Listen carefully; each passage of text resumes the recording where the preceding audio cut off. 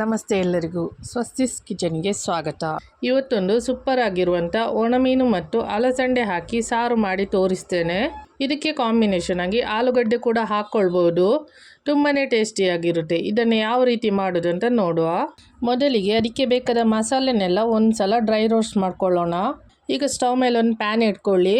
ಇದಕ್ಕೆ 3 ಟೀ ಸ್ಪೂನಷ್ಟು ಕೊತ್ತಂಬರಿ ಬೀಜ, 1 ಟೀ ಸ್ಪೂನಷ್ಟು ಜೀರಿಗೆ, 1/4 ಟೀ ಸ್ಪೂನಷ್ಟು ಸಾಸಿವೆ, 1/4 ಟೀ ಸ್ಪೂನಷ್ಟು ಮೆಂತೆ, 6 ಬ್ಯಾಡಗಿ ಮೆಣಸು, ಹಾಗೆ 4 ಊರಿನ ಮೆಣಸನ್ನು ಹಾಕ್ಕೊಳ್ತಾ ಇದ್ದೇನೆ. ಇದನ್ನೆಲ್ಲ ಒಂದು ಸ್ವಲ್ಪ ಹೊತ್ತು ಚೆನ್ನಾಗಿ ರೋಸ್ಟ್ ಮಾಡ್ಕೊಳ್ಳೋಣ. ಹಾಗೆ ಫ್ಲೇಮನ್ನು ಸಣ್ಣ ಉರಿಯಲ್ಲಿಟ್ಟು ರೋಸ್ಟ್ ಮಾಡ್ಕೊಳ್ಬೇಕು. ಈಗ ಇದು ಚೆನ್ನಾಗಿ ರೋಸ್ಟ್ ಆಗಿದೆ. ಇದು ಸ್ವಲ್ಪ ತಣ್ಣಗಾಗಲಿ, ಆಮೇಲೆ ಇದನ್ನು ರುಬ್ಕೊಳ್ಳೋಣ. ಅಷ್ಟರಲ್ಲಿ ನಾವು ಅಲಸಂಡೆ ಬೀಜನ ಬೇಯಿಸ್ಕೊಳ್ಳೋಣ. ನಾನಿಲ್ಲಿ 1 ಕಪ್ಪಷ್ಟು ಅಲಸಂಡೆ ಬೀಜನ ತಗೊಂಡಿದ್ದೀನಿ. ಇದನ್ನು ಒಂದೆರಡು ಸಲ ಚೆನ್ನಾಗಿ ತೊಳೆದುಕೊಂಡು 3 ರಿಂದ 4 ಗಂಟೆ ನೀರಲ್ಲಿ ನೆನೆ ಹಾಕಿಟ್ಟಿದ್ದೆ. ಈಗ ಇದನ್ನು ಕುಕ್ಕರಿಗೆ ಹಾಕಿ ಬೇಯಿಸ್ಕೊಳ್ಳುವ. ಕುಕ್ಕರಲ್ಲಿ 2 ರಿಂದ 3 ವಿಶಿಲ್ ಹಾಕಿದರೆ ಚೆನ್ನಾಗಿ ಬೆಂದಿರುತ್ತೆ. ಈಗ ಇದಕ್ಕೆ 1.5 ಕಪ್ಪಷ್ಟು ನೀರನ್ನು ಹಾಕ್ತಾ ಇದ್ದೇನೆ. ಹಾಗೆ ಬೇಯಿಸುವಾಗ ಇದಕ್ಕೆ ಹೀಗೆ ಉದ್ದಗೆ ಹೆಚ್ಚಿದ 1 ನೀರುಳ್ಳಿ ಮತ್ತು ಉದ್ದಗೆ ಹೆಚ್ಚಿದ 1 ಟೊಮೆಟೊ ಕೂಡ ಹಾಕ್ಕೊಳ್ತಾ ಇದ್ದೇನೆ. ಈಗ ಇದಕ್ಕೆ ಮುಚ್ಚಳ ಮುಚ್ಚಿ ಬೇಯಲಿಕ್ಕೆ ಇಡುವ. ನಾನು ಬೇಳೆ ಬೇಯಿಸುವಾಗ ಉಪ್ಪು ಹಾಕ್ತಾ ಇಲ್ಲ, ಯಾಕಂದರೆ ಮೀನಲ್ಲಿ ಸಾಕಷ್ಟು ಉಪ್ಪಿರುತ್ತೆ. ಕೊನೆಯಲ್ಲಿ ಬೇಕಿದ್ರೆ ನೋಡಿಕೊಂಡು ಹಾಕಿದ್ರಾಯಿತು. ಹಾಗೆ ಕುಕ್ಕರಲ್ಲಿ ಬೇಳೆ ಬೇಯುವಷ್ಟರಲ್ಲಿ ನಾವು ಮಸಾಲೆನ ಒಂದು ಸಲ ರುಬ್ಕೊಳ್ಳೋಣ. ಈಗೊಂದು ಮಿಕ್ಸಿ ಜಾರಿಗೆ ಹುರಿದ ಮಸಾಲೆನ ಹಾಕ್ಕೊಳ್ಳೋಣ. ಈಗ ಇದಕ್ಕೆ 6 ಎಸಳು ಬೆಳ್ಳುಳ್ಳಿ, ಸಣ್ಣ ತುಂಡು ಹುಳಿ, ಹಾಗೆ ಅರ್ಧ ನೀರುಳ್ಳಿ ಮತ್ತು ಅರ್ಧ ತೆಂಗಿನಕಾಯಿ ತುರಿಯನ್ನು ಹಾಕ್ಕೊಳ್ತಾ ಇದ್ದೇನೆ. ಇದನ್ನೆಲ್ಲ ರೋಸ್ಟ್ ಮಾಡೋ ಅವಶ್ಯಕತೆ ಇಲ್ಲ. ಹಾಗೆ 1 ಟೀ ಸ್ಪೂನಷ್ಟು ಅರಶಿನ ಹುಡಿ ಹಾಕ್ಕೊಳ್ತಾ ಇದ್ದೇನೆ.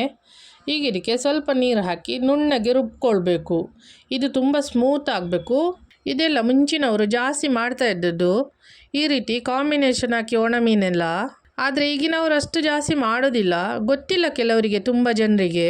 ಮುಂಚಿನವರಿಗಾದರೆ ಅವರಿಗೆ ಇದರ ರುಚಿ ಅಂತ ಗೊತ್ತುಂಟು, ತುಂಬ ಒಳ್ಳೆಯದಾಗ್ತದೆ. ಈಗ ಮಸಾಲೆ ಎಲ್ಲ ಸ್ಮೂತಾಗಿ ರುಬ್ಬಿಟ್ಟಿದ್ದೇನೆ. ಇಷ್ಟು ನೈಸಾಗಿ ರುಬ್ಬಬೇಕು. ಈಗ ಒಣ ಮೀನನ್ನು ಕೂಡ ಬೇಯಿಸ್ಕೊಳ್ಳೋಣ. ನಾನಿಲ್ಲಿ 1/4 kgಯಷ್ಟು ಒಣಗಿದ ತೊರಕೆ ಮೀನನ್ನು ತಗೊಂಡಿದ್ದೀನಿ.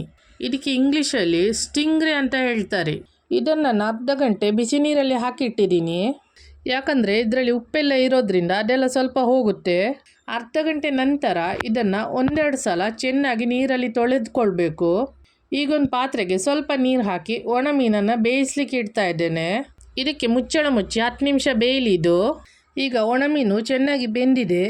ಈಗ ಇದಕ್ಕೆ ಬೇಯಿಸಿದ ಅಲಸಂಡೆ ಬೀಜ ಹಾಕ್ತಾ ಇದ್ದೇನೆ. ಅಲಸಂಡೆ ಬೀಜ 3 ವಿಶಿಲ್ ತೊಗೊಂಡಿದ್ದೀನಿ ಕುಕ್ಕರಲ್ಲಿ. ಈಗ ಇದನ್ನು ಒಂದು ಸಲ ಚೆನ್ನಾಗಿ ಮಿಕ್ಸ್ ಮಾಡ್ಕೊಳ್ಳೋಣ. ಈಗ ಇದಕ್ಕೆ ರುಬ್ಬಿದ ಮಸಾಲೆ ಹಾಕ್ಕೊಳ್ತಾ ಇದ್ದೇನೆ. ಹಾಗೆ ಸ್ವಲ್ಪ ಮಸಾಲೆ ರುಬ್ಬಿದ ನೀರನ್ನು ಕೂಡ ಹಾಕ್ಕೊಳ್ತಾ ಇದ್ದೇನೆ. ಈಗ ಇದನ್ನು ಒಂದು ಸಲ ಚೆನ್ನಾಗಿ ಮಿಕ್ಸ್ ಮಾಡ್ಕೊಳ್ಳೋಣ. ಈ ಸಾರನ್ನು ತುಂಬ ತೆಳು ಮಾಡಬೇಡಿ, ಅಷ್ಟು ಒಳ್ಳೆಯದಾಗಲ್ಲ.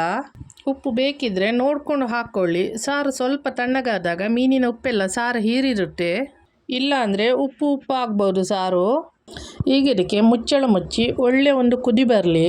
ನೋಡಿ, ಒಣಮೀನು ಮತ್ತು ಅಲಸಂಡೆ ಹಾಕಿ ಮಾಡಿದ ಸಾರು ರೆಡಿಯಾಗಿದೆ. ಈ ಥರ ಸಾರಿದ್ದರೆ ನೋಡಿ 2 ಸರ್ತಿ ಊಟ ಮಾಡ್ಬೋದು, ಅಷ್ಟೊಂದು ಚೆನ್ನಾಗಾಗುತ್ತೆ ಇದು. ನಾನಿವತ್ತು ಈ ಒಣಮೀನು ಸಾರಿಗೆ ಅಂತ ಕಡುಬು ಮಾಡಿಟ್ಟಿದ್ದೆ. ಕಡುಬು ಮತ್ತು ಈ ಒಣಮೀನು ಸಾರು ಸೂಪರ್ ಕಾಂಬಿನೇಷನ್. ಇದರ ಟೇಸ್ಟ್ ತುಂಬ ಚೆನ್ನಾಗಿರುತ್ತೆ. ಹಾಗೆ ಇದು ಬಾಯ್ಲ್ ರೈಸ್, ಅಕ್ಕಿ ರೊಟ್ಟಿ, ನೀರು ದೋಸೆ, ಇಡ್ಲಿ ಜೊತೆ ತುಂಬ ಟೇಸ್ಟಿಯಾಗಿರುತ್ತೆ. ನೀವು ಒಂದು ಸಲ ಈ ರೆಸಿಪಿನ ಮಾಡಿ ನೋಡಿ, ಹಾಗೆ ಹೇಗೆ ಬಂದಿದೆ ತಿಳಿಸಿ. ನಿಮಗೆ ಈ ವಿಡಿಯೋ ಇಷ್ಟ ಆದಲ್ಲಿ ಲೈಕ್ ಮಾಡಿ, ಶೇರ್ ಮಾಡಿ, ಹಾಗೆ ಕಮೆಂಟ್ ಮಾಡಿ ತಿಳಿಸಿ. ಹಾಗೆ ನನ್ನ ಚಾನಲ್ಗೆ ಸಬ್ಸ್ಕ್ರೈಬ್ ಮಾಡೋದನ್ನು ಮರಿಬೇಡಿ. ಮುಂದಿನ ವಿಡಿಯೋದಲ್ಲಿ ಸಿಗೋಣ. ಧನ್ಯವಾದಗಳು.